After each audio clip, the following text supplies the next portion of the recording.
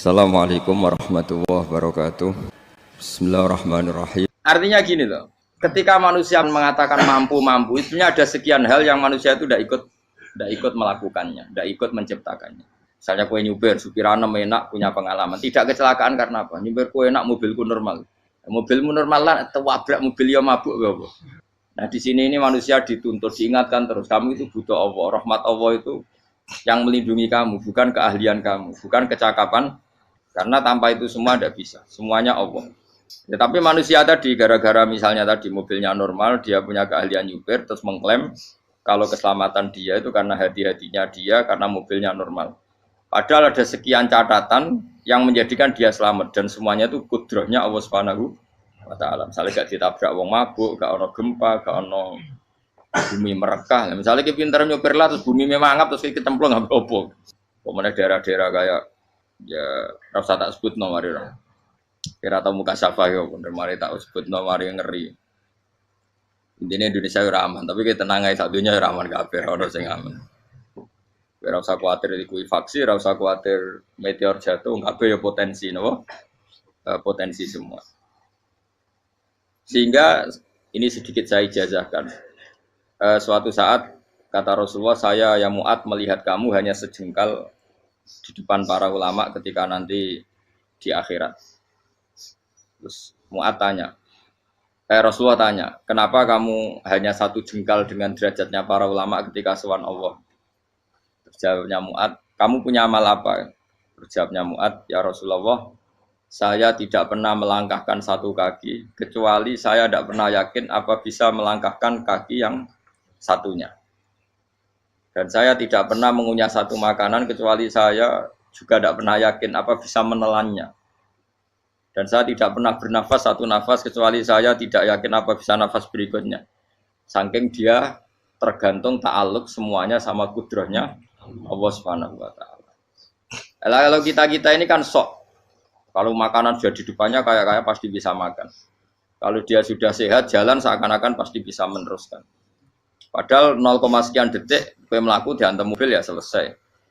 Misalnya stroke ya selesai tidak bisa jalan. Sehingga para wali-walinya Allah itu orang yang filah gotin min lahadotagi, setiap kedipan dia, setiap perilaku dia itu hanya ta'aluk ambil Allah Subhanahu wa taala. Itu yang disebut ya ibana su antumul fuqara unapa ila.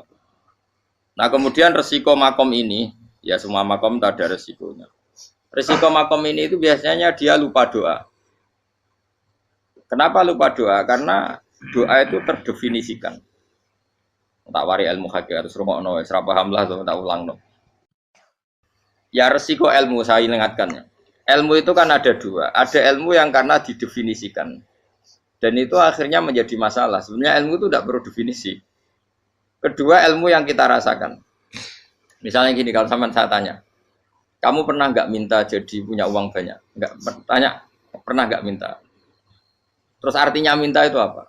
Terus kita mendefinisikan, menengadahkan tangan, bilang ya Allah, saya minta uang banyak, saya minta ingin beli mobil. Itu namanya apa? Tidak jauh saja. Doa kan? Itu kesalahan kita. Kesalahan kita mendefinisikan doa itu, misalnya menengadahkan tangan dan memohon dan menyebutkan permohonannya itu terus disebut doa. Tapi kalau menurut Allah, sistem tubuh kamu yang menghendaki punya mobil, sistem tubuh kamu yang ingin punya uang banyak, reaksi tubuh kamu yang terhinakan karena ditagih orang atau butuh uang, ini menurut Allah ya sudah kamu itu peminta-minta. Saya ulang lagi ya. Sehingga menurut Allah kamu minta tidak minta ya tetap berstatus peminta, pengemis. Nah, orang-orang yang sudah wusul, meskipun itu kondisional ya, tidak selalu. Itu ya dia pikirannya menengadahkan tangan apa enggak ya sama saja tubuhnya merasa minta. Sehingga dia tidak perlu mengekspresikan minta. Nah, terus orang yang fikih bilang seperti itu tuh sombong, wong kok gak tahu donga. Sebetulnya keliru vonis orang fikih. Bagaimana mungkin dikatakan sombong? Dia reaksi tubuhnya, elemen tubuhnya sebetulnya meminta, dia tidak berkategori meminta karena ilmu kadung didefinisikan kalau minta itu yang seperti ini. Itu kan lama, nanti kalau suatu saat Indonesia yang kuasa itu terlalu NU atau terlalu yang tidak NU, lama-lama ada definisi. Misalnya yang dikatakan tahlilan itu apa? Ya bid'ah, Nabi tidak pernah tahlilan. Sahabat gak pernah nahlilin Nabi, malah nggak ngaji Nabi jadi tahlil. Mana nih tahlilan jalukno sepuro mayit, ngaji Nabi jalukno sepuro. Sehingga dengan tradisi itu tahlil itu masuk definisi bid'ah karena nggak pernah dilakukan sahabat dan para tabi'in. Ya salahnya kamu definisikan. Tapi kalau udah kamu definisikan, diarani tahlil, ya mau la ilaha illallah. Terus mungkinkah satu bacaan la ilaha illallah dilarang? Wong ra oleh maca kalimat tauhid. Jadi misalnya tahlil iku nafadno kalimat tauhid. Mau ketok ya ora ngara iso dilarang tapi nak tahlil iku mitung dinane mayit kaya budo, sakmane kriminal. Enak. Ya sudah seperti itu. Makanya banyak orang salah itu karena ilmu kadung didefinisikan. Nah, definisi itu sebenarnya tidak mengikat dalam banyak hal. Ini penting saya utarakan. Ya karena seperti itu. Makanya itu masalah-masalah besar antara kita dan firqah-firqah yang lain, masalah ahli sunnah, terus masalah yang lain-lain. Memang ya sudah seperti itu. Ya saya ulang lagi ya. Ketika Nabi Ibrahim mau dibakar Namrud, itu masyhur cerita itu. Dan kemudian jadi namanya Habib Syahid. Habib Syahid itu sebetulnya hanya ngutip Habib Abdul Haddad. Jadi syair itu sebenarnya ada di Diwanul Haddad. Apa? Diwanul Haddad. Diwanul Haddad itu syair-syair Abdul Haddad ketika beliau usul, beliau mukasyafah. Terus bagian dinyanyikan Habib Syahid terus jadi populer. Saya ulang lagi ya. Tubuh kita, misalnya kamu lapar, perut kamu kan mereaksi minta makan. Andaikan kamu itu Tuhan, kan kamu tahu bahwa perut kamu itu minta makan. Tanpa kita bilang, ya Allah saya minta makan, Allah tahu kalau reaksi tubuh kamu minta makan. Sehingga orang yang tidak minta pun asal makomnya makom yang ikror, mengakui kalau dia butuh, ya namanya sudah minta. Tapi fikih kadang mendefinisikan sing darane minta itu misalnya madhep kiblat terus menengadakan tangan dan sebagainya. Ya sudah kita sebagai orang pengikut ya yang ikuti fikih, yang ikuti tasawuf sebetulnya itu definisi yang sepihak. Sehingga ketika Nabi Ibrahim mau dibakar Namrud, masyhur itu cerita itu. Beberapa hari mungkin bulan-bulan orang disuruh Namrud cari kayu sebanyak-banyaknya. Ketika kayu sudah terkumpul mungkin satu lapangan, Ibrahim mau dibakar. Pegawai Namrud itu bingung caranya mencalok Ibrahim. Mereka saking gedene napa? Api. Nak dicalok kok adoh iku ratok tengah. Nak diparekno iku kepanasan. Masyhur. Terus setan zaman iku urung akeh dadi ya setan tenan. Saiki kan duplikate sakake dadi setan ra tau muncul. Wong duplikate wis napa? Akeh.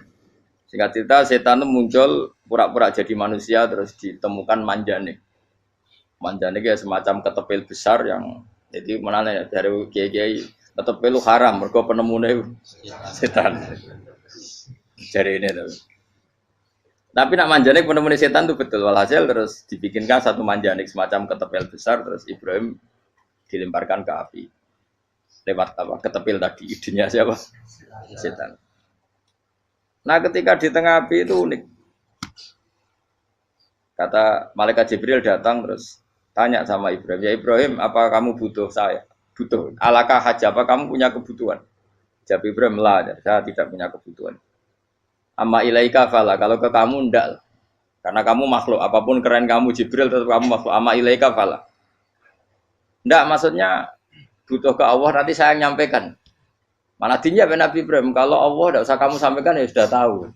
Gua be Jibril. Oh, anak gue ditekak kan. Ya saya ulang lagi. Apa kamu punya kebutuhan? Alaka hajalah ama ilaika fala. Kalau ke kamu ndak.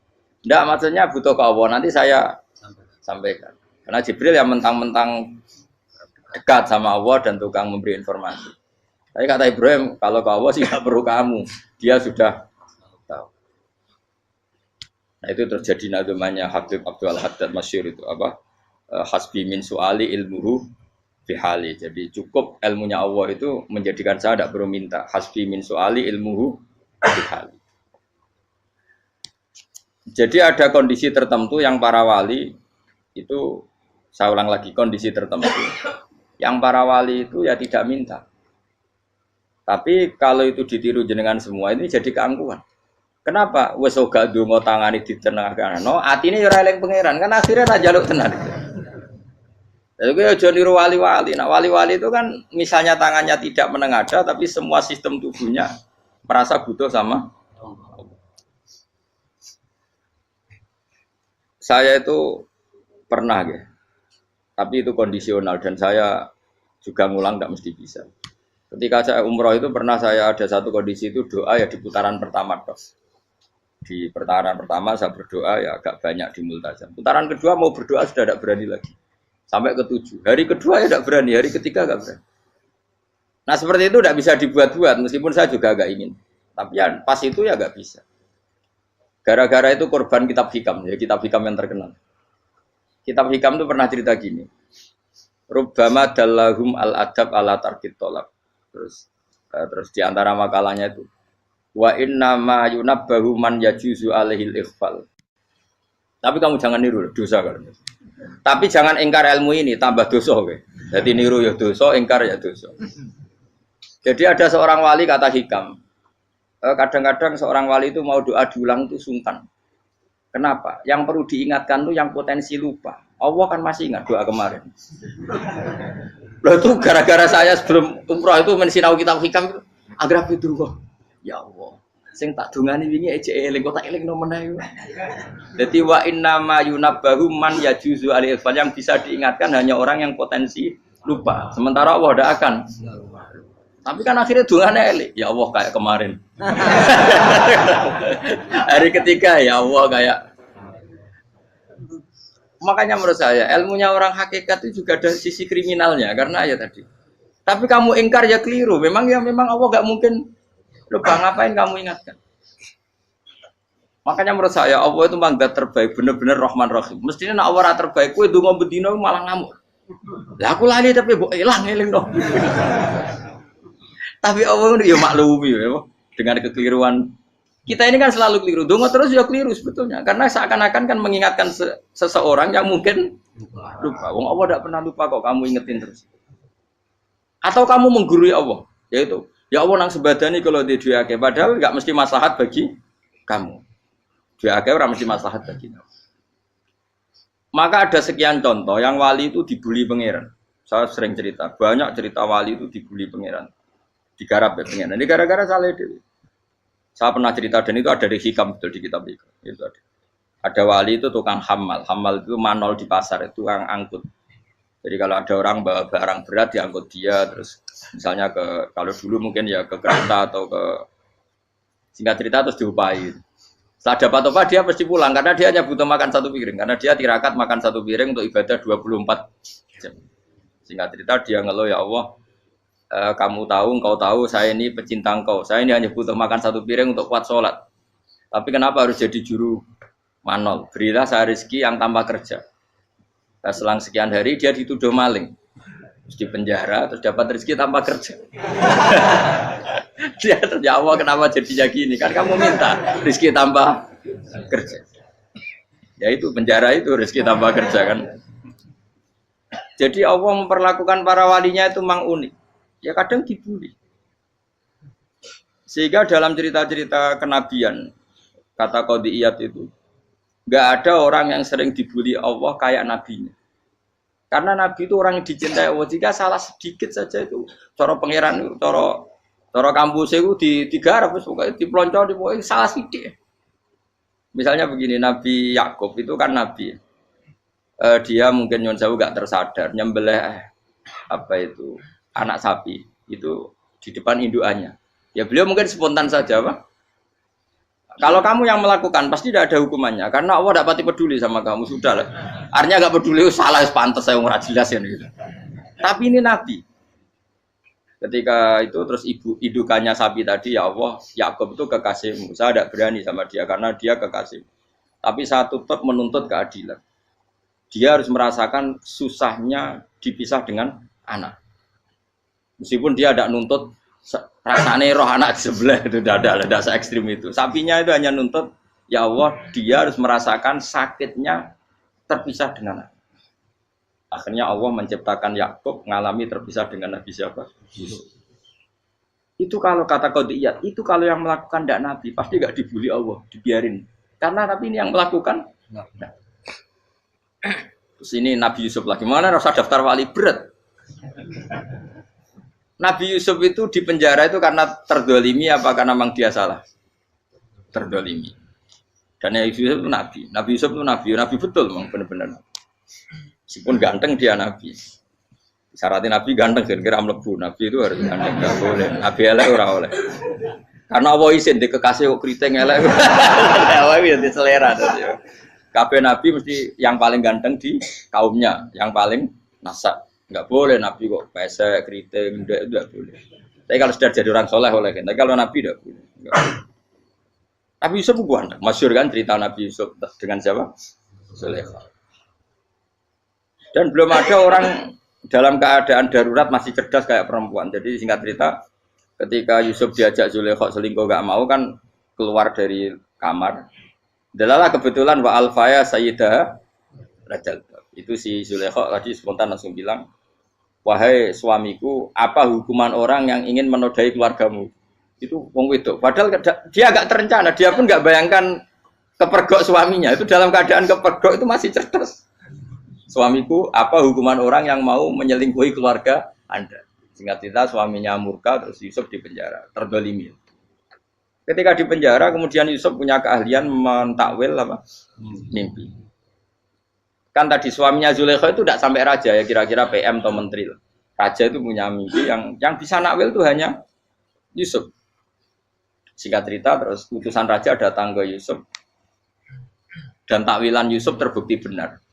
Tapi Yusuf ini seorang nabi, saya ulang lagi Yusuf seorang nabi, dia tapi ya manusia. Bilang gini ke utusannya, coba bilangkan ke raja kamu, di penjara ini ada orang yang di penjara secara terzalimi, yaitu saya. Tolong laporkan ke majikan. Itu Allah tersinggungnya itu bukan main. Nabi kok lapor makhluk. Itu tersinggung. Nah, kowe kan gak piye. Kowe ngajono proposal ya ora piye. Wis pokoke Allah kowe wis ra piye. Wong sampean swargane ya ora langsung wae ngono pokoke kira-kira kan sudah tidak perlu ditegur. Makanya fa'an sahu syaitanu dzikra rabbi fala bisa fisijni bid'asi. Maka Allah mentakdirkan utusan raja tadi itu lupa melaporkan peristiwa Yusuf ke raja tadi. Sehingga raja enggak pernah dengar kalau ada orang di penjara karena Allah tersinggung. Wong kowe ku nabi kok lapore ambek penguasa. Ngono tok iku wis Allah tersinggung. Karena dia nabi, enggak boleh nabi lapor makhluk. Jadi Allah itu dengan nabi itu sangat-sangat sensitif. Sangat-sangat sensitif. Ya begitu. Terus cerita yang terkenal, meskipun ini enggak ada di Quran, Nabi Musa. Nabi Musa itu pernah sakit gigi. Karena dia mentang-mentang kalimullah, orang yang sering komunikasi dengan Allah, minta ya Allah, tolong tunjukkan obat gigi saya itu apa. Singkat ini sama Allah dikasih tahu. Kamu ngunyah suket ini, gitu. rumput ini kamu kunyah nanti pasti sembuh. Karena resepnya dari Allah ya pasti mujarab, kan enggak kok dokter. Singkat cerita dikunyah terus sembuh. Suatu saat dia sakit gigi lagi, enggak konsultasi lagi karena masih punya resep tadi kopian apa? Resep. Dia datang nyari suket yang sama dikunyah tambah sakit. Tanya sama Allah, ya Allah ini kan resepnya yang sama, kenapa tambah sakit? Kata Allah, kamu itu kekasihku. Roh nak sing ngobati ku aku ra suket sembrono. Semenjak itu Nabi Musa pernah taruh resep lagi sudah. Andikan tuh kamu, pasti Allah juga gak tersinggung. Makanya kata qadiyat, kenapa para nabi sering ditegur itu bukan karena Allah murka, nabi itu beda. Jadi kesalahan kecil atau apa-apa yang menurut kita ada salah itu untuk nabi salah. Makanya di ahli sunnah ada kaidah apa? Mimba bi hasanatil abror sayyi'atul muqarrabin. Pernah dengar kaidah apa? Mimba bi hasanatil abror sayyi'atul muqarrabin. Sesuatu kalau dilakukan umumnya orang itu hasanah atau kebaikan, tapi kalau dilakukan para nabi itu salah. Karena apa ya? Saking dekatnya dengan Allah. Saya ulang lagi apa? Mimba bi hasanatil abror sayyiatul muqarrab. Jadi nabi itu beda. Nah, para nabi itu orang-orang yang ngalami fikir yang doa resmi kayak siapa tadi? Definisi fikir ya sering. Kayak definisi orang tasawuf yang sering. Sehingga ketika Nabi berdoa ya memang secara disiplin ilmu yang namanya berdoa ya minta Allah dengan mengadakan tangan. Ketika enggak berdoa karena Nabi sadar Allah tidak perlu diingatkan lagi, pasti masih ingat. Jadi dua-duanya benar terus. Makanya Nabi itu lam yazal fitaroki, Nabi itu selalu naik derajatnya. Karena pas minta ya benar, pas tidak minta ya. Tapi kamu jangan niru dosa kan. Tapi jangan ingkar ilmu ini, tambah dosa. Jadi niru ya dosa, ingkar ya dosa. Jadi ada seorang wali kata Hikam, kadang-kadang seorang wali itu mau doa diulang itu sungkan. Kenapa? Yang perlu diingatkan tuh yang potensi lupa. Allah kan masih ingat doa kemarin.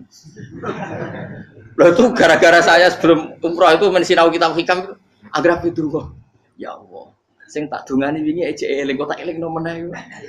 Dadi wa inna ma yunabbahu man yajuzu alil yang bisa diingatkan hanya orang yang potensi lupa. Sementara Allah tidak akan. Tapi kan akhirnya dungane eling. Ya Allah kayak kemarin. Hari ketiga ya Allah kayak.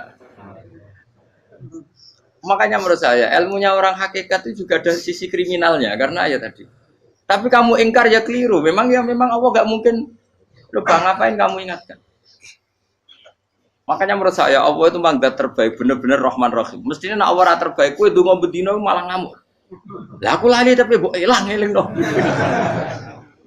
Tapi Allah itu ya maklumi ya, dengan kekeliruan. Kita ini kan selalu keliru. Dungo terus ya keliru sebetulnya. Karena seakan-akan kan mengingatkan seseorang yang mungkin lupa. Wong Allah tidak pernah lupa kok, kamu ingetin terus. Atau kamu menggurui Allah, yaitu ya Allah nang sebadani kalau di duake, padahal nggak mesti maslahat bagi kamu. Duake orang mesti maslahat bagi kamu. Kalau kamu turun terus, pas minta itu karena tomak kamu, hadun nafsi kamu, serakah kamu, tapi nggak tahu diri, pantas taura dengan permintaan. Kayak gue misalnya jongo jadi wali, soalnya Allah tersinggung, bocor atau tirakat atau jalur jadi wali. Tapi gak dongo ya Allah tersinggung, kere ra tau dongo. Jadi orang kalau ndak wali itu sudah keliru terus. Ya kok di sepuro, tapi tak kira itu akeh salah. Ya jajal ke dongo wali kok sampai kok dirjelang. Kira-kira Allah tersinggung ngopo nyembah. Kira-kira tersinggung. Tapi misalnya kira tahu dongo kepengen kau Imam Syafi'i, Allah ya tersinggung. Bocah ora di idola. Terus piye Gus? Piye kadung salah biasa wis. Wis bakat salah no. Bakat salah. Ini sedungane sing gampang ae mesti bener Rabbana dzalamna anfusana wa lam taghfir lana wa tarhamna lanakunanna minal khasirin. Saya pernah punya kitab dan kitab itu menurut saya luar biasa. Bahkan ketika adu bully itu, adu cara mahasiswa itu kayak pelonconan itu. Nabi sama Nabi pengiran gitu, dan itu sekali yang satu salah melakukan disiplin ilmu, pengiran itu degradasi. Dan Allah memang mengancam gitu. Kalau kamu melanggar ini, la ahbiton namin diwanin nubuah. Nanti la amkuan namin diwanin nubuah. Kamu saya hapus dari buku kenabian. Tes-tesannya ya lucu, misalnya begini. Kata Nabi Musa kan ditanya, ketika dia khutbah ditanya orang. Siapa orang paling alim ya Nabi Allah? Sekarang orang paling alim itu siapa? Nabi Musa jawab, saya kan. Ya itu Allah tersinggung karena wong kok mletene ngono. Tapi andai kan Nabi Musa kok jawab Fauzi itu salah, tambah salah meneh. Atau enggak Pruhen, malah salah meneh. Tapi jawab Musa ya salah. Saya Gusti, saya kan. Orang paling alim siapa? Saya. Allah memperingatkan Musa, ada seseorang yang lebih alim ketimbang kamu. Coba kamu harus ketemu dia. Ketemu dengan cerita ketemu Nabi siapa? Khidir. Terus dalam 3 sesi ini, 3 babak ini buli-bulian. Nabi Khidir itu dalam 3 babak ini selalu kelihatan salah. Di antaranya adalah cara sekarang ya mungkin di gonjak sepeda motor atau perahu kalau dulu yang menggratisi dia numpangi sepeda motor malah spionnya dicopot gitu. Spionnya dicopot, dirusak.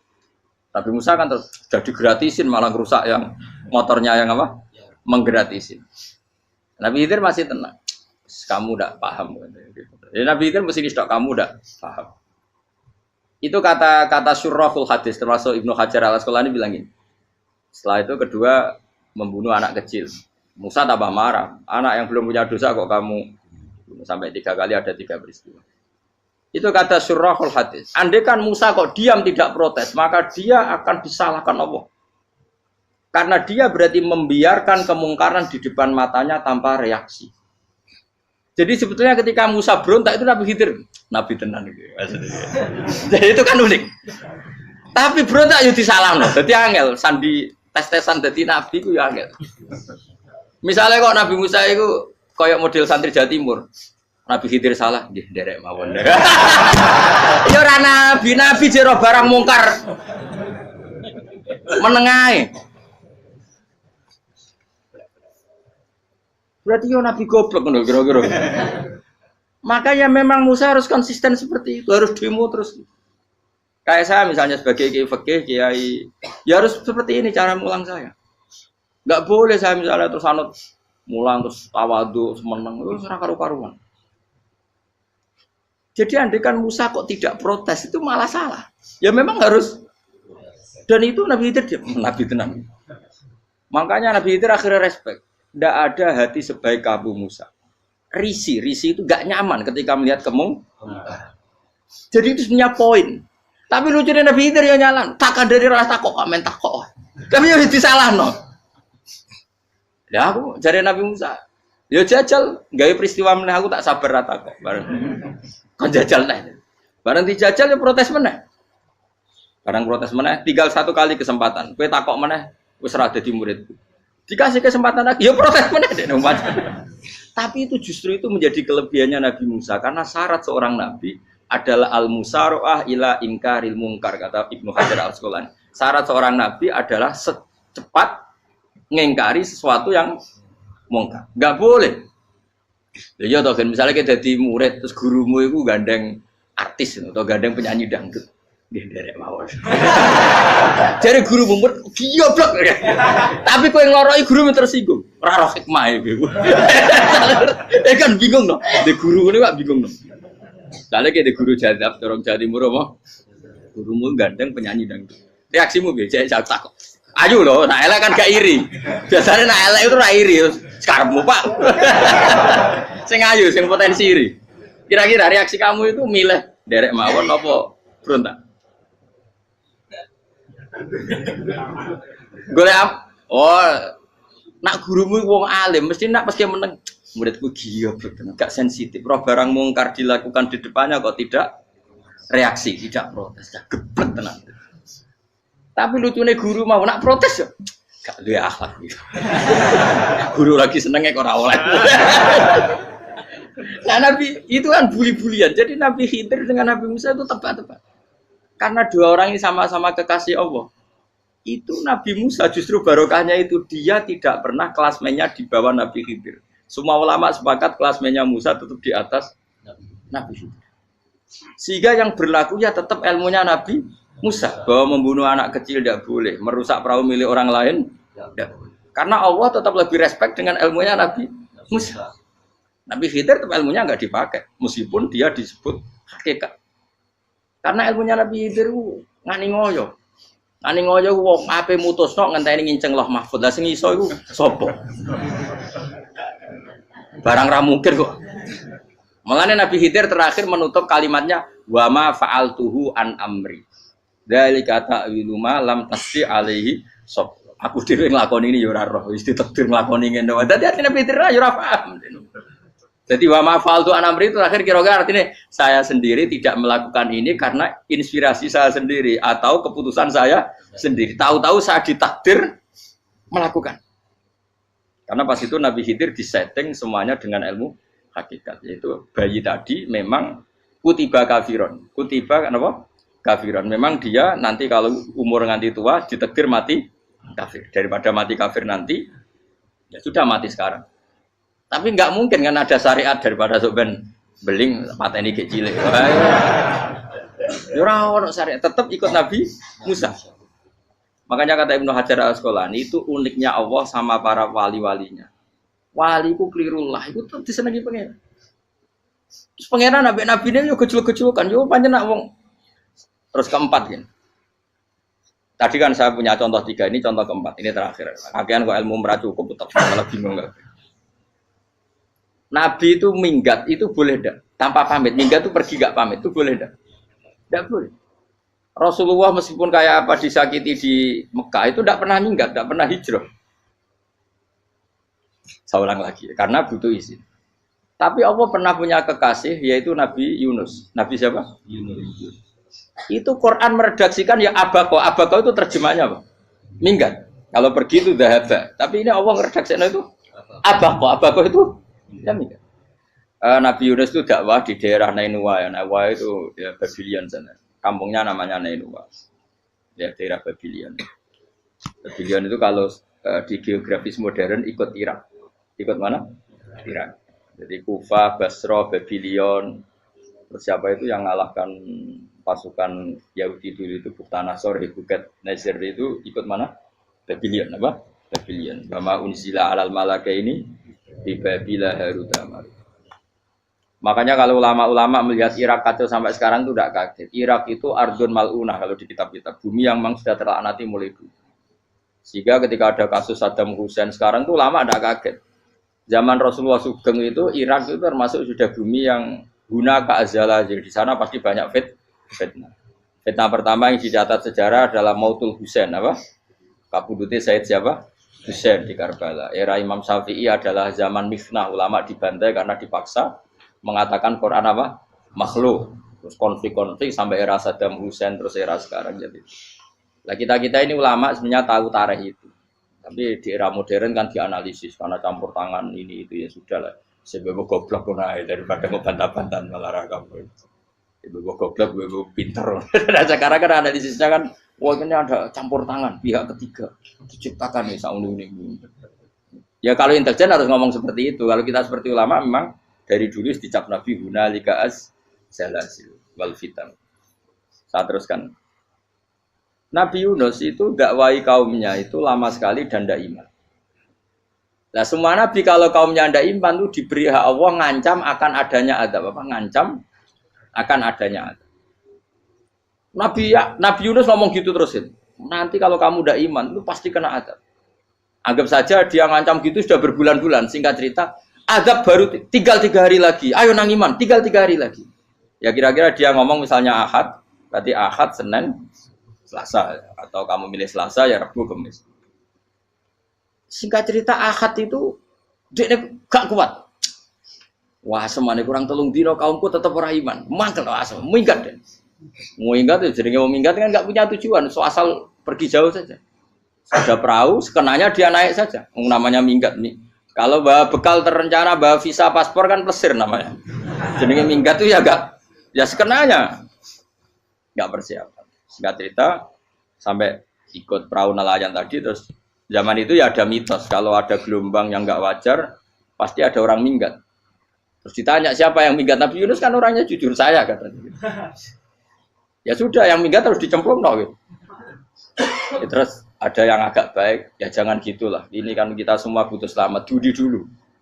Terus judi satu lagi ketemu Yunus. Coba mungkin salah udahnya judi lagi ya ketemu sampai 3 kali ya ketemu Yunus. Makanya fasahama fakana minal mudkhadis diuji dia kalah kemudian tenggelam. Fal taqamahul khutu wa huwa mulim. Terus dia diuntal ditelan oleh ikan nun. Nah, di situ ikan nun digambarkan saking besarnya itu. Nah ini uniknya Allah sama kekasihnya. Sudah Allah menyalahkan tapi unik. Ikan ini kan itu sama Allah dikasih instruksi. Kamu nggak boleh makan dia. Dia kekasih saya. Terus ketika di tengah di perut apa? Ikan dia kegelapan terus Nabi Yunus cita-citanya satu ya Allah kalau saya sumpah gini saya tidak bisa baca tasbih makanya sama Allah disulap perut ikan itu jadi masjid jadi dia di dalam perut ikan ya santai saja tetap wiridan santai fana ada fi dzulumati alla ilaha illa anta subhanak inni kuntu minadz ya dia santai aja wiridan karena perut ikan bagi dia adalah masjid ya dia disalahkan Allah karena abako tadi minggat hijrah tanpa pamit. Tapi juga dibela-belain Allah, ikan tadi tidak boleh nelan. Ini perlakuan Allah sama orang yang bikin. Tapi karena dia Nabi uniknya apa? Dino Ahad itu kaumnya do nginceng omeh Nabi Yunus. Rame-rame nginceng. Lucunya cara nginceng gini. Nak Yunus ning omah berarti bodoh nih. Wong omahe ana adab kok dene tengok-tengok. Bareng dinceng Nabi Yunus tuh gak ada. Oh tenan ana adab. Mulane wonge rawani ning omah. Dite unike pangeran. Jadi umpama dekne ra minggat yo salah. Monggo dekne ora minggat berarti kaume jare apa ana adab ana gempa bumi likuwi faksi kok dekne ning omah. Lah nek ana tenan ra mlayu. Nyatane gak mlayu. Jadi mbak Allah didesain minggat. Tapi nak minggat jadi salah, Nabi ora pamit. Makanya masyhur saya itu punya kitab karangannya Habib Alim Alamah, babanya Habib Anis, Habib Ali bin Husain yang ngarang apa? Ali bin Muhammad bin Husain karang yang disebut duror itu. Itu diantara doanya gini. Tapi jangan tiru loh, berawali. Aku rawani niru. Cuma saya hafal secara ilmu, tapi saya tidak berani. Waj'al sayyiati man ahbabta. Ya Allah, jadikan kesalahan saya itu kesalahan orang yang kau cintai. Terus pokoknya salah lagi jadi pengiran kadung seneng, salah lagi sampai wae wong seneng. Waj'al sayyiati man ahbab. Terus kowe lah dimanja wong tuamu, anak paling disayang. Salah wae lucu. Kowe cah cilik. Kowe seneng cah cilik. Salah wae lucu. Mecano gelas ya lucu, tiba ya lucu. Tibane cah tuwek-tuwek. Bocah jelalatan, mulane tiba. Nah itu barang kau mengincang omahe Nabi Yunus gak ono wong. Wah, berarti adab mau turun betul. Andai kan adab tidak jadi turun, pasti Nabi Yunus berani di tenang. Wes. Barang mulai malam Kamis, wah adab itu sudah kelihatan. Ada puting beliung, ada apa, sudah jelas pasti ada adab. Kaum yang lapangan tobat. Tobat finish. Secara bal-balan menit-menit apa? Terakhir. Woi, ambek pengenan ditampa tobaté. Wes gak sida tak adab wong kowe tobat. Singkat cerita Nabi Yunus hari ketiga atau apa dia selamat. Pakai versi yang umum saja. Selamat faltaqamaul hutu bahwa falaula annahu kana minal musabbihin la bi batni ila yaumi yub'ats. Akhirnya dimuntahkan sama ikan don tadi terus dia keluar. Barang keluar tanya-tanya kabar gimana kabar kampung Nenuwa baik-baik saja. Tabarawani mulai karena dia tahu kalau orang bohong itu dihukum mati. Padahal dia bohong katanya Kemis itu ada adab ternyata kampungnya baik-baik. Padahal baik-baiknya karena mereka tobat. Jadi masyarakatnya nyari dia karena mau iman. Si nabinya agak berani pulang karena nanti dihukum mati. Aku pangeran nabi kekasih itu dia. Pangeran ya bully gitu. Oh itu gue beda-bedaan, wong kekasih pangeran, aku ora ngerti pintu langsung diadab. Jadi pangeran kekasih gue beda, ora koyo. Akhirnya Yunus rawani mulai. Wah nak mulai aku disiksa. Perkara nih, kalau pembohong itu dihukum mati. Masyarakat yang golek tenan, mergo nalem Kemis ku ono azab tenan. Cuma terus do tobat. Disebut falau laka nasqaryatun amanat fanafa'aha imanuha illa qauma Yunus lamma amanu kasyafna anhum adzabal khizyi fil hayatid dunya. Enggak ada kampung yang saya adab kecuali kasil tak adab, kecuali kaum Nabi Yunus. Aku wis meh ngadab lho, pas menit terakhir peta adab tobat. Akhirnya rasido jare pangeran. Iku kaum Nabi sinten? Iku yo barokah minggate Nabi Yunus. Lah iku nabi. Wong kliru kok barokah iku nabi. Umpama Nabi Yunus ora minggat, kaume berpikir Yunus bohong. Wong ape ana azab kok tengok-tengok ning omah. Tapi pas minggat tenan yo disalahno pangeran, minggat kok gak paham. Hikmat. Amalane kira usah protes. Wali itu beda, kekasih pangeran itu sama dengan sing dialami Rasulullah sallallahu alaihi wasallam ning Sulhul Hudaybiyah. Semua perjanjian itu salah secara hukum fikih. Bukan salah lagi, sangat salah cara ukuran fikih. Sehingga semua sahabat itu protes kecuali Abu Bakar As-Siddiq. Cuma semuanya ngomong Umar, tapi semua sahabat aslinya ya. Coba di antara perjanjian gini. Pertama kan enggak biar sampean enggak terlalu jadi teroris, enggak terlalu jadi ekstremis. Memang ya usah jadi teroris, ya usah terlalu jadi teroris. Semua itu mungkin, Kang. Ning dunia semuanya mungkin. Singkat cerita Nabi itu sudah di Hudaybiyah. Hudaybiyah dengan Mekah kan tinggal sekitar paling 40 kilo. Saya pernah itikaf di masjid yang pernah dipakai Hudaybiyah. Kan sekarang jadi mikot ya, termasuk mikot umroh di Mekah kan apa? Hudaybiyah kan mikot di yang terkenal kan apa? Jirona, Tanim, Hudaybiyah. Itu perjanjiannya tuh gini. perwakilan dari Quraisy namanya Suhail bin Amr. Siapa? Suhail bin Amr. Perjanjiannya gini, Muhammad kamu tidak boleh masuk Mekah. Kamu boleh masuk Mekah itu tahun depan. Padahal Nabi sudah bilang kepada sahabatnya, ayo kita umroh. Dan diberi hak umroh. Tapi setelah sekitar 40 kilo masuk Mekah, dicegat sama orang kafir Quraisy. Lah, Nabi sakit tenan. Nabi kadung mentafsir, memberi berita gembira, saya mimpi, kalian masuk tanah haram, amini namu khalikin, aman semua. Semuanya bercukur gundul atau mencetak rambut. Pokoknya, kata sahabat senang sekali, karena mimpi Rasulullah tidak pernah apa? Tidak pernah salah. Bareng di situ, di antara perjanjiannya, hadza ma kataba ali Muhammad Rasulullah. Ini perjanjian yang ditulis Muhammad Rasulullah. Kata Suhail, hapus kata Muhammad Rasulullah. Kalau saya tahu kamu Rasulullah, tidak saya perangi. Tulis Muhammad bin Abdullah. Kata Rasulullah, ya Ali, hapus tulisan Muhammad Rasulullah. Kata Ali, tidak saya akan menghapus setelah Muhammad Rasulullah. Jadi Nabi unik. Hapus gak popoli, masih hapus aku tetap Rasulullah. Wong tulisan wae. Jadi Nabi ya rileks saja.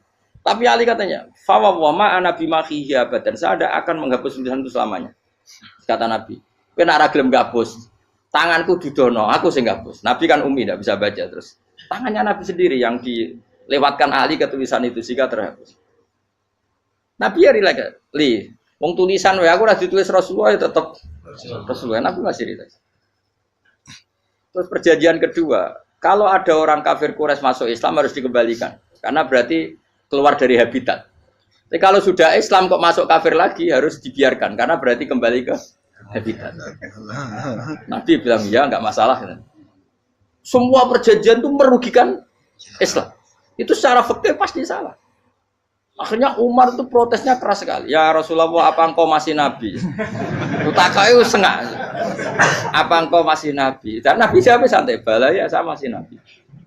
Tapi kenapa kamu hinakan kita dan memberikan kehormatan pada orang-orang kafir itu? Jawab kan Nabi lucu. Ya agama iki wae pangeran. Masih aku perjanjian ning ngono kok pangeran sing angkat agama iki tenang wae. Kan Nabi ku yo perjanjian mek manusa gampang. Jadi Nabi itu saking imannya Allah tetap yu'izzu hadaddin. Allah pasti memuliakan ini agama. Apapun perjanjian yang diciptakan manusia. Makanya bapak saya, Mbah Mun guru saya itu ngaram-ngaram tenan mikir Islam. Islam mbok pikir haram, ono sing duwe. Ben ngono. Dunya rusak kok ben. Tetep Islam ku mulya. Rasa mbok pikir wis keliru-keliru lah perjanjiane dunya keliru lah. Lho coba Uni Soviet kayak apa hegemoninya? Kayak apa kuatnya Uni Soviet? 100 tahun mengkooptasi Uzbek, Tajikistan dan tapi apa bisa menghilangkan keimannya orang Uzbek Ceknya? Ketika Uni Soviet bubar langsung malah negara-negara itu jadi persemakmuran yang negara apa? Indonesia kayak apa? Dikooptasi PKI, dijajah Londo 350. Mbah Soleh Darat alim zaman Londo, buyut-buyutku alim zaman Londo. Iku semondok Mekah ya alim. Zaman PKI ada wong alim. Saiki ayo, zaman Islam Nusantara apa ono sing alim koyo. Jadi Islam itu menarik zaman wis di regani negara, zaman rung dinegani negara itu wis mul. Karena ini agama milik Allah. Punya ketahanan yang luar biasa. Sebenarnya dari Nabi tentang kayak perjanjian salah lah, Mar. Gak apa-apa. Inna wa ta'ala a'azza hadati. Inna wa ta'ala la yudhi'u dinahu wa la yudhi'u. Pokoknya pangeran bakal ngembar agamanya orang masalah perjanjian keliru lah. Perjanjian ketiga itu semuanya merugikan Islam. Tapi apa kata Abu Bakar ketika protes Nabi gak dijawab, datang ke Abu Bakar. Menurut kamu gimana? Jawab Abu Bakar lucu. Makanya ini menunjukkan makanya kenapa ahli sunnah berkeyakinan afdhalus sahabat itu siapa? Abu Bakar. Jawab Abu Bakar. Wes samar, perjanjiannya keliru lah, wes keliru lah. Kayak gremeng-gremeng santai gremeng. Tapi la tadkhul bainahu wa baina habib. Kamu jangan masuk wilayah itu hubungannya orang yang terkasih sama kekasihnya. Wes gak masuk akal lah semuni menengah. Ya sehingga ya sudah Allah punya. Ternyata nah perjanjian keempat ini yang agak Nabi hanya minta gini toh. Itu saya turuti semua, tapi saya minta satu hal kata Nabi. Bolehkan diskusi tentang Islam terbuka. Makanya diskusi terbuka itu baru kata Nabi. Jangan larang orang mendiskusikan Islam. Itu dok mintanya. Oke jadi Suhail, diskusi wae pikirannya Suhail kan, diskusi wae. Enggak masuk Islam, diskusi. Jangan larang orang yang membicarakan Islam secara terbuka. Ada kata terbuka. Dari Suhail, oke, enggak masalah. Itu toh yang itu pun nggak jelas menguntungkan Islam apa? Enggak. Akhirnya apa yang terjadi? Darun Nadwa, tempat-tempat pertemuan, cara saat ini gerdu, gedung parlemen, semuanya itu diskusi. Sajane Muhammad itu sopot, konsep Islam itu. Dan semua yang cerdas dulu, sajane ya bener Muhammad. Nyembah watu banyak giok tenan. Wah, itu goblok tenan watu kok di. Terus nak Yahudi ora bener pisan, Nasrani ora bener pangeran atau. Wah, diskusi. Suwe-suwe hasil diskusi sepakat. Rupanya dia tetap bener Muhammad. Tetap bener Muhammad.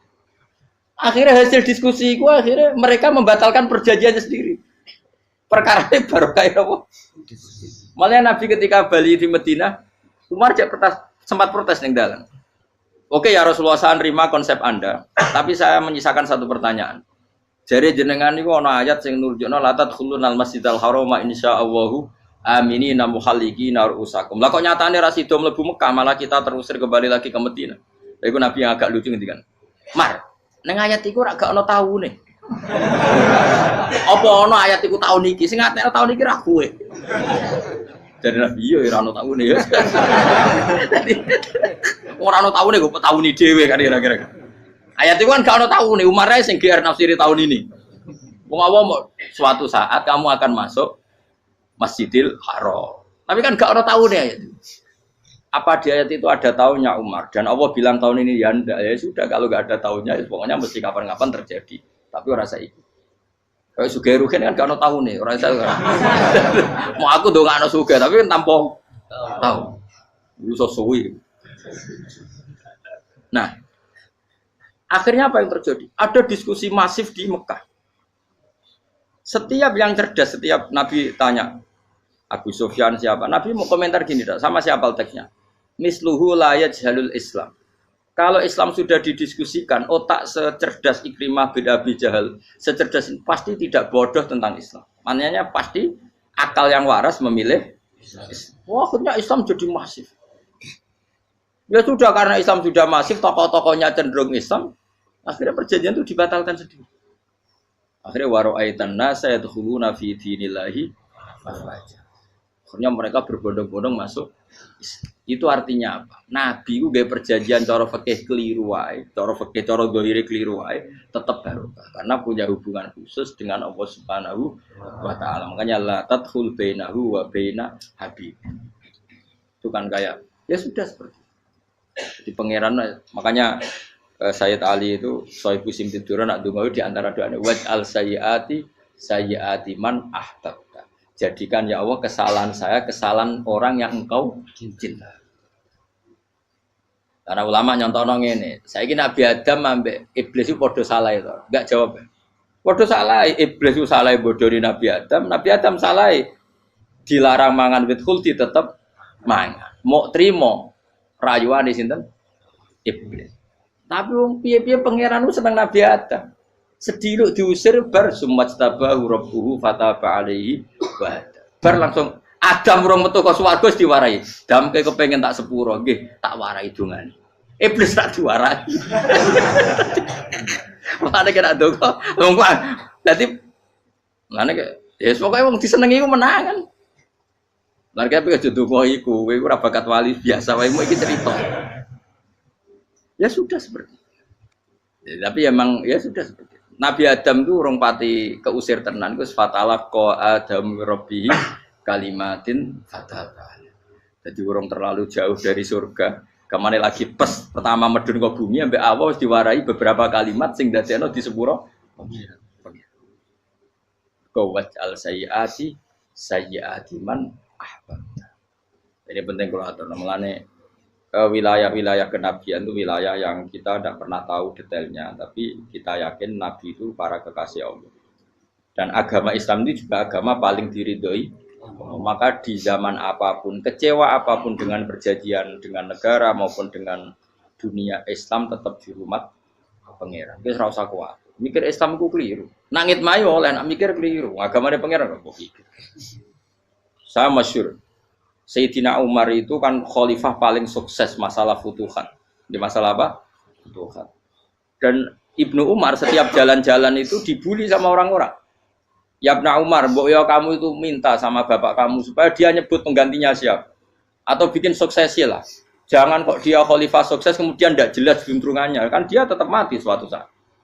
Saking nggak kuatnya Abdullah bin Umar, matur, ya Abah, engkau harus suksesi. Siapa ya pemimpin setelah jenengan? Lah kenapa? Orang-orang bilang kalau ada orang misalnya penggembala kambing terus ditinggal gelanggang itu dianggap dosa karena kambingnya pasti kocar. Apalagi ini urusan umat. Kamu tahu-tahu mati sebelum sesi ini pasti kacau. Umar langsung marah. Agama Islam itu enggak sama dengan kambing kata Umar. Agama Islam agamanya pangeran, mesti diurusi pangeran. Aku mau khilafah. Aku mau sukses. Ben aku ora usah mikir. Engko ora diurusi pangeran. Jadi Umar itu justru sange hormatnya sama Islam itu dengan cara enggak mau mikir Islam. Enggak mikir berarti enggak khidmah ya, tetap mengkhidmati Islam. Seperti saya ini kan yang khidmati Islam lewat mulan. Tapi aku ora tahu mikir nasib Islam. Islam ora kondang piye. Ditinggal Abu Bakar mlaku, Umar mlaku. Wali songo mek kowe rak mulya wali songo. Saiki durus mudin yo mlaku, durus KUA yo mlaku. Durus mubalek sing kadang matre ku yo mlaku. Berapa kiai sing dadi oknum perkara proposal? Ya agama yo. Wong bapak udah konco kiai ku mudin, anake mondok. Bareng saking suwene dadi mudin, zaman iku mudin urung untuk gaji kono-kono. Anaknya juk duit mending spontan. Cung ora ono mati kok juk duit. Kok nek ora ono mati rantuk. Cung ora ono mati kok juk duit. Mun iku agama ya ora piye-piye juga. Mergo agama iki diurusi Allah. Ayo nabi palsu ben kira wae mulai Musailama sampai Musotek sampai Lia Eden. Kurang lagi. Mulai wali palsu kowe Rama dosa Rama sapa iku. Kowe ono kabeh ora masalah. Uni Soviet kayak apa mengkooptasi ceknya Uzbek. Akhirnya ya kalah Uni Soviet. Saiki ceknya Uzbek dadi negara nopo? Islam. Kayak apa Donald Trump, Islamfobia, tapi sekarang orang Amerika malah berbondong-bondong masuk nopo? Islam kaya. Mbok pikir malah Islam konsepi malah rusak. Mergo terus di metodologi. Harusnya penyebaran Islam itu begini. Harusnya mbahmu kira pangeran kok muni harusnya. Wong Islam kadang melaku ya lewat mudin. Saya itu punya santri ini kisah nyata. Itu lahirnya di Bali. Itu bisa baca Fathul Mu'in. Lahirnya di Bali. Bahkan dia ketika SD itu tukang mimpin lagu Hindu. Lagu Bali kok Hindu kok Buddha? Hindu. Karena dia ketua kelas, tapi Islam. Semua cuma. Jadi kayak gitu. Gara-gara jadi babay itu bakal sate neng Bali. Ya bakal sate berhubung sukses, ponakane misalnya diajak orang Madura kan gitu. Aslinya orang Madura. Setelah kampung itu menjadi kampung Muslim lama-lama berkebutuhan punya masjid. Berhubung wis anake kiai ana masjid mosok ora di wong alim. Akhirnya anake dipondokno di Jawa. Pondokno di Jawa iso maca muin terus ngaji sama saya. Jadi saya neng Bali kok ana wong ora muin, ya ana santri di Bali maca Fathul Muin. Ning Jawa kadang wong ora iso maca muin. Jadi dia mau bakal sate muter. Kayak Islam di Indonesia gara-gara pedagang Gujarat. Meskipun sejarah itu diperdebatkan ya gara-gara dagang. Karena mereka Muslim ya akhirnya menyebarkan apa? Jadi semudah itu Allah. Termasuk konflik Ali bin Muawiyah itu barokahnya sama susahnya konflik itu masih banyak barokahnya. Sayyidina Ali sama Sayyidina Muawiyah karena kita ahli sunnah ya tidak menyalahkan salah satu madzhab ahli sunnah. Itu barokahnya beliau konflik itu banyak sahabat yang migrasi. Ada yang ke Cina, ada yang kemana-mana. Termasuk yang diyakini para sejarawan ada yang ke Selat Malaka. Termasuk akhirnya sampai ke Baros itu. Barokahnya orang nggak nyaman di Yaman itu di Syria sama di Irak. Akhirnya Islam oh sudah. Andai kan nggak ada konflik itu, mungkin penyebarannya juga lama. Makanya saya bolak-balik bilang, setan itu ya ono goblok. Gomko ora melok ngaji saiki. Setan ora goblok piye. Kalau ada anaknya kiai 5 lanang kabeh sih, alim kabeh iku didu. Mergo rebutan pondokin induk.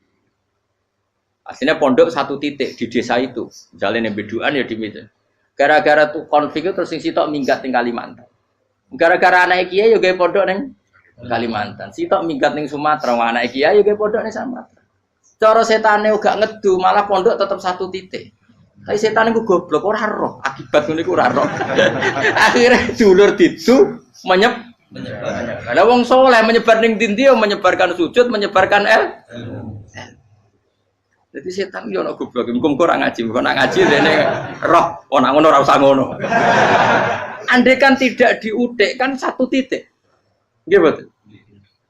Tapi setan niku nak ana wong saleh iku didu. Nak didu ana sing kecewa minggat. Lah minggate wong saleh ndak ape gawe apa? Mosok ape gawe dugem.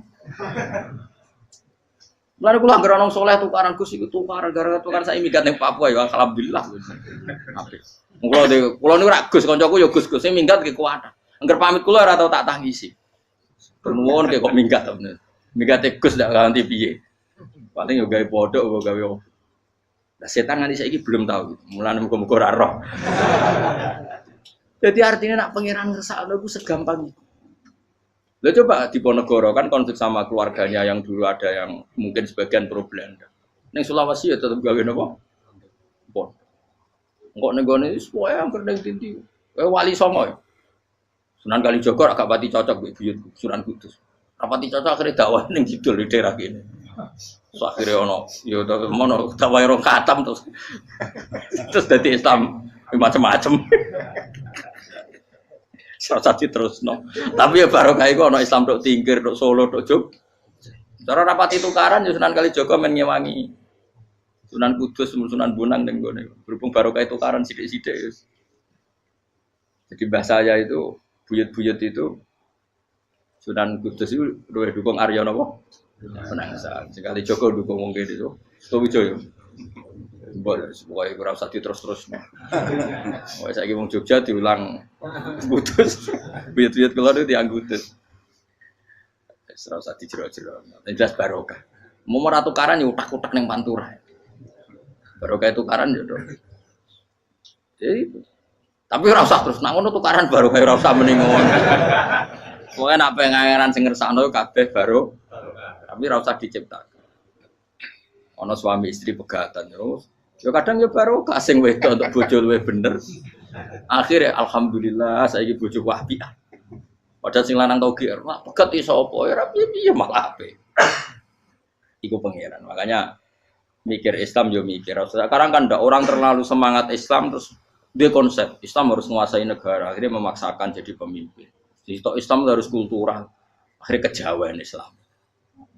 Muat Islam kudu kaya, juga kedunyan deknane. Islam kudu fakir, bebas hisab, kefikiran akhirnya buruh Cina. Justru kakean konsep wis mari kuwajib. Lah ya ana sing wah Islam kudu sugih, nek sugih ben kuat. Jebule bareng sugih kedo. Ana sing milih fakir ae ben tambah hisab, kefikiran Islam buruh Cina. Islam harus merebut negara supaya ada konsep khilafah. Pas ngerebute wis ngafir-ngafir wong akeh. Pas prosesnya wis dadekno perkara. Islam harus kultural, juga main-main gong wae malah sindenan terus. Ra sida dakwah, mergo kakean apa?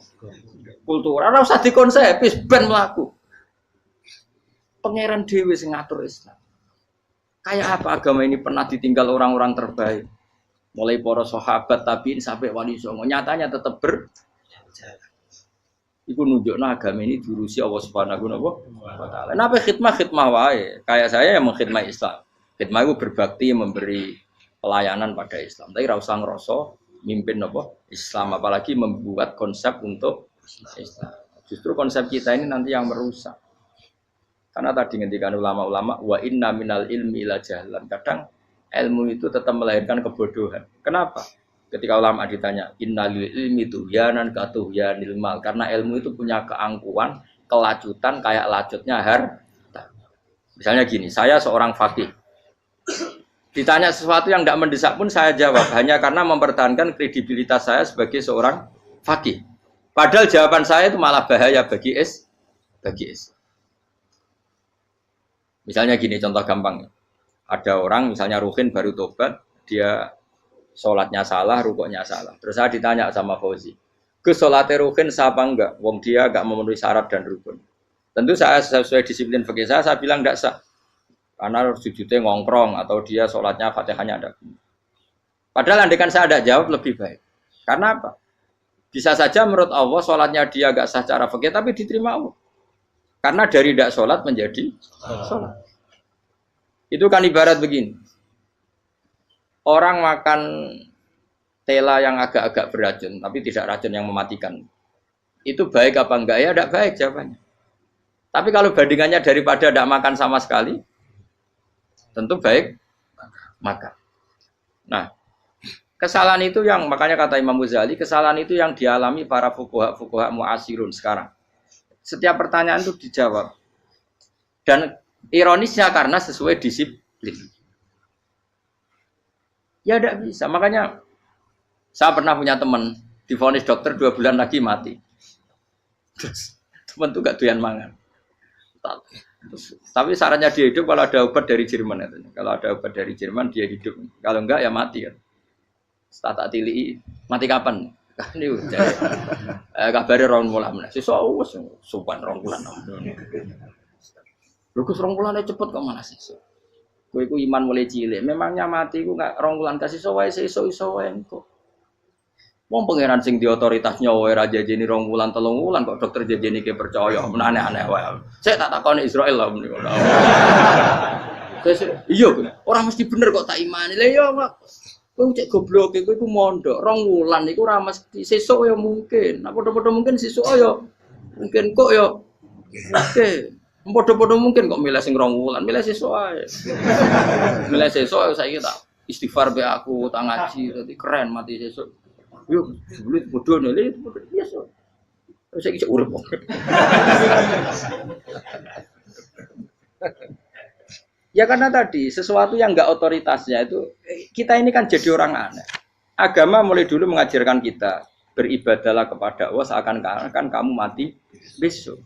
Nak kowe santri tenan tanpa diancam mati 2 wulan iku nek ibadah kok mati sesuk 2 wulan itu kesuwe. Lho kula nganti saiki perasaan kula nggih urip sedina. Mulane kula ndek dhuwit 200.000 cara kula nggih kathah. Urip nganti sesuk ya ndek dhuwit 200.000 aki ya. Ana wong butuh dhuwit akeh mergo nyongkone urip suwi.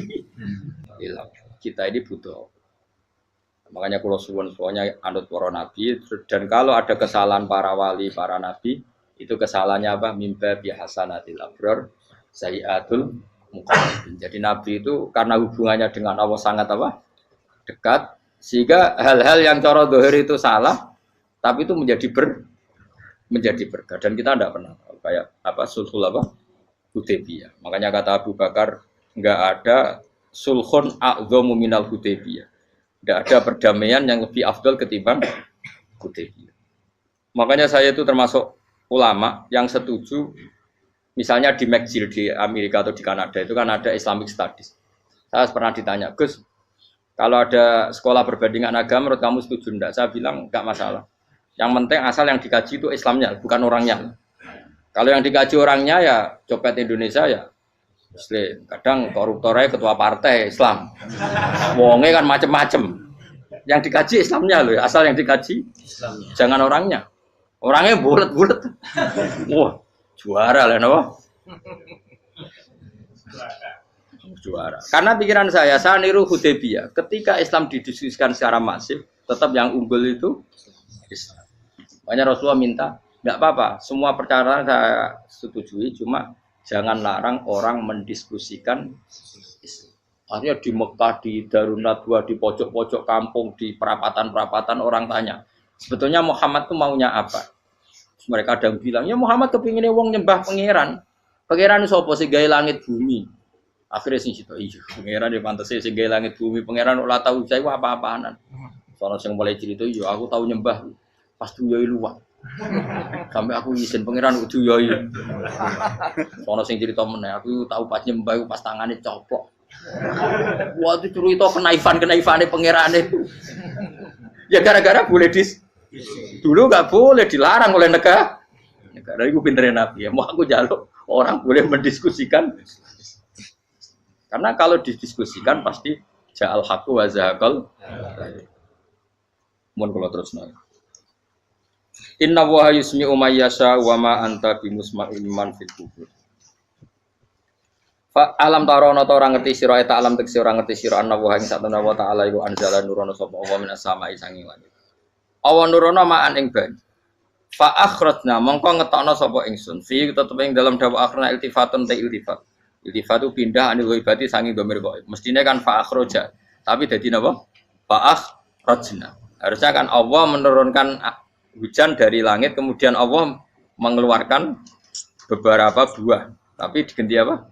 Fa'akhrajna. Kemudian kita Allah maksudnya. Kami Allah menurunkan bihi sebab anane mak samarot dan ing boro-boro buah. Mukhtalifan ingkang werna-werna apa alwanuha pira-pira wernane samarot. Maksudnya Allah ingin menunjukkan kekuasaan. Sekarang orang sama-sama dari sperma. Ada yang kafir, ada yang mukmin, ada yang keriting, ono sing bangir, ono sing elek. Anggap aja kayak buah. Buah itu dari tanah yang sama, dari air yang sama. Kemudian melahirkan buah yang beda. Memangnya misalnya buah sing kecut ya ning bumi Indonesia. Pinggirnya ditanduri pelem manis yo ning bumi Indonesia. Mestinya kan kalau buminya sama kan nak kecut kabeh, nak manis. Tapi ternyata enggak. Allah bikin buah yang macam-macam rasanya, macam-macam warnanya dari tanah yang satu, dari air yang satu. Itu kenapa gitu? Ya saking kudrahnya Allah, saking kekuasaan Allah. Mustalifan hale warna-warna apa alwanu habra warnane samarot ka asdoro kaya dene ijo. Wa ahmarolan abang wa asfarolan asfar. Asfar itu agak kekuningan. Wa irial lan yane kabeh. Wa minal jibali lan iku setengah saking pira-pira gunung judadun uti pira-pira dalan. Delala Allah masih ada gunung sing tak tahu diambah manusa lah ya. Delala ada desain alam yang paling layak ada ya selalu ada yang layak dilewati jam wujuda tori kontek sedalan fil gunirihi lan liyane napa jabal bidon kang putih-putih. Jadi kados gunung-gunung teng Indonesia.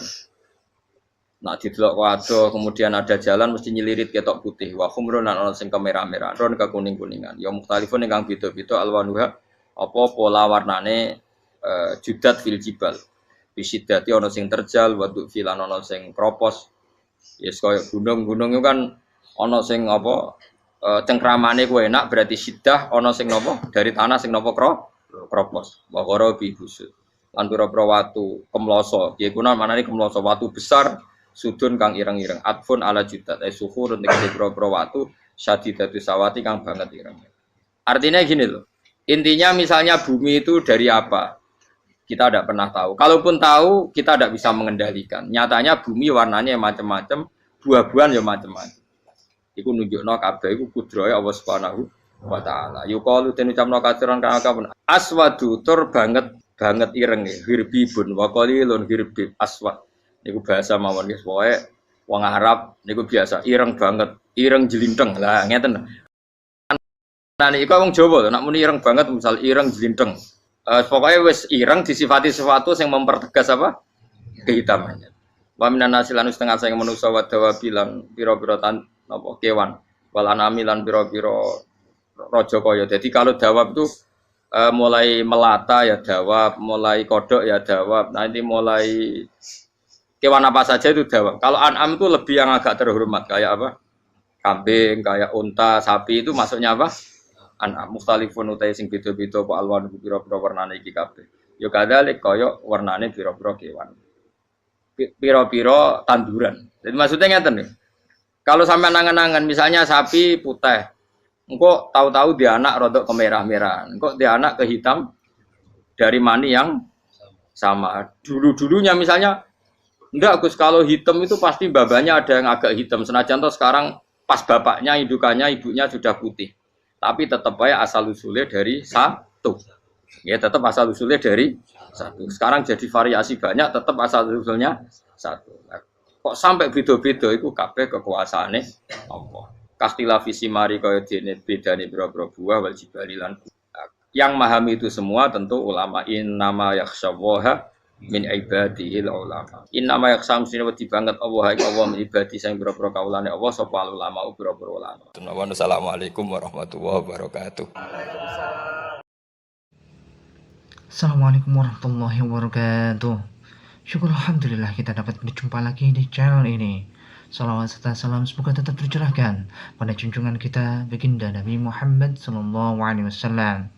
Allahumma salli ala sayyidina Muhammad wa ala ahli sayyidina Muhammad. Sahabat beriman yang dirahmati Allah Subhanahu wa taala. Alhamdulillahirrabbilalamin. Telah kita simak bersama kajian Gus Bah, Kiai Haji Ahmad Bahauddin Nur Salim. Semoga apa yang disampaikan oleh beliau dapat bermanfaat dan barokah untuk kita semua. Amin amin ya rabbal alamin. Wal taufiq wal hidayah wal ridha wal inayah. Wassalamualaikum warahmatullahi wabarakatuh.